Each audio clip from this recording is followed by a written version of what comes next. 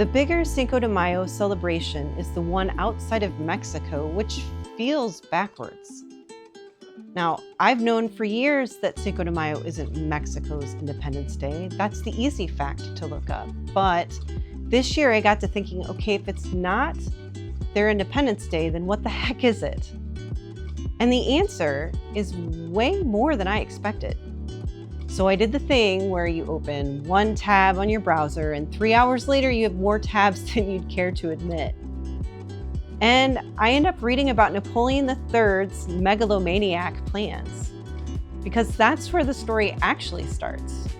So how does that turn into $2 margaritas and beer specials in the US? Let's set the stage. It's January 1861, and Mexico is in a bad spot.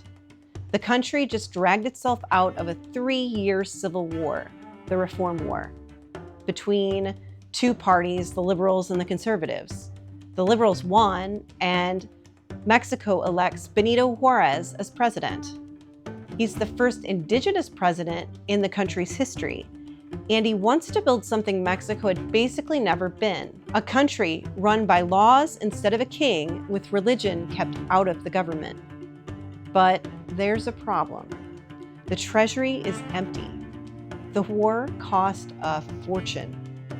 So Juarez does the only thing he can. He tells Britain, Spain, and France that Mexico is going to hit pause on its debt payments for the next 2 years. That's the opening France has been waiting for, because for Napoleon III, the suspended debt was never the issue. It was the excuse. Across the border, the United States is buried in its own civil war, too distracted to enforce the Monroe Doctrine, where the US declared that Europe should stop interfering in the Americas, and in exchange, the United States would stay out of European politics. Napoleon III sees his chance. He's going to invade Mexico, install a puppet emperor, and build a French satellite empire on the southern border of a fractured United States. In October 1861, the three countries signed the Convention of London, a joint intervention to press Mexico for repayment. On paper, it's debt collection only. No interference, no territorial ambitions. By January 1862, all three countries have assembled at Veracruz in Mexico. A month later, Mexico and the three countries signed the Convention of Soledad. The Allies formally promised to respect Mexican sovereignty and negotiate the debts. Britain and Spain sign in good faith. France does not. In April, France makes it clear they're going further, to invade and install a new government. And Britain and Spain want no part of it. They cut their own agreements with Mexico and bail. So France marches into Mexico alone. Standing between the French army and Mexico City is a city called Puebla and a Mexican general named Ignacio Zaragoza. By the end of April, French General Charles de Lorenzes is closing in on Puebla with roughly 6,000 men. The French army has decades of wins behind them, so they're pretty formidable. Zaragoza has a smaller force, but has the advantage of a lot of veterans from the Reform War. So when France rolls in cocky, sure they've got this, yeah, about that. May 5th, 1862, the Mexican troops are dug in on the high ground. The cannons are ready. General Lorenzes looks up the hills at Puebla, and his big plan? Charge straight up the hill. Here's where it goes sideways for France. The French charge, the Mexicans hold, the assaults pile up, the tactical mistakes pile up. Lorenzes finally calls it off and pulls back to the coast. An outgunned, outnumbered Mexican army just beat the French army. This is the seed of what becomes Cinco de Mayo. Here's the twist. Even in Mexico, Cinco de Mayo never really became a huge national holiday. It's most closely tied to Puebla, where the battle happened, and in a few other places it's marked locally too. But north of the border, something bigger is going on. Because the Battle of Puebla may have mattered to the US Civil War as well. In 1862, the Confederacy was desperate for help from abroad. Britain didn't really want to commit to that. France was much more interested. They already had French troops in Mexico, and that worried the Union leaders, because French-controlled Mexico could have become a supply route into the Confederacy and bypassing the Union naval blockade. In other words, it could have opened a backdoor into the war. So if Lorenzas had broken through Puebla that year, the Civil War and maybe even the United States itself might have taken a very different path. But Zaragoza won, and that victory didn't end the war, of course, but it bought time, and it carried real symbolic and political weight. And Mexican-American communities were watching all of it happen in real time. Within weeks, Spanish-language newspapers in San Francisco were reporting the news. Mexican-American communities from California to Texas started organizing. They formed Juntas Patrióticas Mexicanas, Mexican patriotic assemblies, to support the resistance. They didn't just cheer from afar. They raised money and sent those donations to Mexico and kept it going month after month. One early contribution was $1,040. So some of the earliest Cinco de Mayo celebrations grew out of that activism. When people say Cinco de Mayo is more American than Mexican, they're not entirely wrong.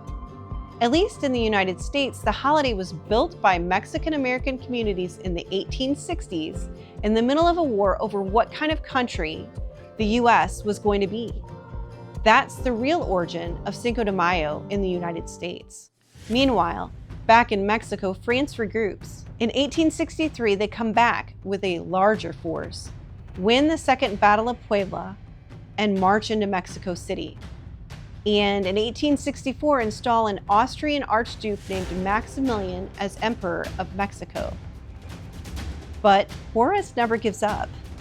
The Republican government retreats north and keeps fighting, with Porfirio Diaz continuing the fight in the south. The French can hold cities, but they really can't hold the countryside very well. Then other pieces start to move. The American Civil War ends in 1865. At this time, the U.S. starts enforcing the Monroe Doctrine. Grant sends U.S. troops to the Texas border, and weapons start finding their way to Juarez. In Europe, Prussia is becoming a threat to France. So Napoleon III finds he really needs his army close to home. In 1866, France starts pulling troops out of Mexico. And without French backing, Maximilian's empire collapses. He's surrounded at Querétaro in 1867, surrenders, and is executed by firing squad. So that French imperial project in the Americas, the one Napoleon III spent years building, yeah, that's over now. After the French are gone, Juarez returns to the capital and leads the restored republic until his death in 1872. The country stabilizes for a moment, but the political landscape is fractured. Not long after, the general who once fought in the South against the French, Porfirio Diaz, seizes power and rules Mexico as a dictator for decades. And the holiday itself? It has a strange afterlife. Under Diaz, the anniversary becomes a major official patriotic event. But when the Mexican Revolution drives him out in 1911, Cinco de Mayo loses that government backing, and across Mexico it fades. North of the border, though, it never really goes away. All through the late 1800s and early 1900s, Cinco de Mayo keeps showing up in Mexican-American neighborhoods across the Southwest. Parades, dances, mariachi, bilingual speeches, they're all small, local, and community-run. Then the 1960s arrive and the Chicano Movement gives it new life. Mexican-American activists, organizing right alongside the wider civil rights movement, take the holiday back and make it their own. A statement of who they are, where they come from, and what they're fighting against. A pushback against discrimination, forced assimilation, and erasure. By the 1970s, Cinco de Mayo events are spreading to major US cities. Still community-run, still political, and now visible. By the late 1980s, the US Latino population is growing fast. and corporate America notices. In 1989, an American importer of Corona and Modelo drops a Cinco de Mayo campaign that lands quite well. Within a few years, Corona becomes culturally synonymous with the holiday. By the 2000s, the company is spending roughly $1 on Cinco de Mayo marketing for every case of beer sold. Coors took a different route. In 1984, it cut deals with Latino organizations, minority hiring, grants, investment in Latino-owned businesses, with more money promised if Coors sales rose in their neighborhoods. Then it leaned into Cinco de Mayo and Latino marketing to win back the very consumers who had spent decades boycotting it. The playbook for all of these companies is the same. Make Cinco de Mayo the Mexican version of St. Patrick's Day. A holiday, an identity, and a reason to buy a case of beer. Then tequila moves in alongside. Jose Cuervo, Patron, Sauza, same playbook. And margaritas, they've officially joined the menu. By the 2000s, Americans were spending hundreds of millions on beer and tequila around May 5th. At one point, Cinco de Mayo briefly exceeded both the Super Bowl and St. Patrick's Day in beer sales. And here's some fun data I found. In 2020, there was a survey done, and 41% of US adults that were surveyed thought Cinco de Mayo is Mexican Independence Day, with another 19% that weren't entirely sure. So if you're at a restaurant on May 5th, 3 margaritas deep, and someone raises a toast to Mexican Independence Day, feel free to enlighten them.